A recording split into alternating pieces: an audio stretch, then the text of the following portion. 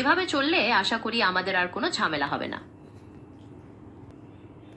তাহলে বল আমাকে আজকে দুপুরে তুই কি খেলি বলতো?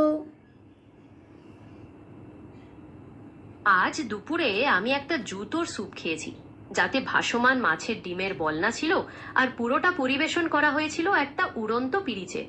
তোর কি মাথা ব্যথা খারাপ হয়ে গেল নাকি রে? আমি তোকে কি জিজ্ঞেস করছি আর তুই কি উত্তর দিচ্ছিস? মা, তুমি কি কথা বলছো? আমি তো একদম ঠিকঠাক উত্তর দিচ্ছি।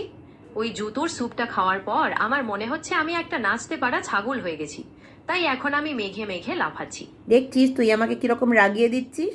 আমি কিন্তু তোর সঙ্গে বেশ হালকা মেজাজে কথা বলতে চেয়েছি, তুই তো বললি যে সারাক্ষণ পড়া পড়া না করতে। এবার যখন তোর সঙ্গে আমি হালকা মেজাজে হাসি ঠাট্টা করছি, তুই তখন আমাকে উল্টোপাল্টা জবাব দিচ্ছিস। মা, তুমি রাগ করছো কেন? আমি কি আর জানি?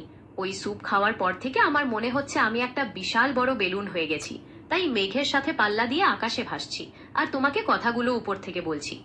শোন, আমাকে বল তো, ছাড় এই সব কথা, তুই আমাকে আরেকটা কথা বল। তুই তোর এই যে বন্ধুদের সঙ্গে যে সব সময় লেগে আছিস ফোনের মধ্যে, এত কি কথা বলিস তোরা? মা, আমরা তো সারাদিন নানা ধরনের গুরুত্বপূর্ণ বিষয় নিয়ে আলোচনা করি।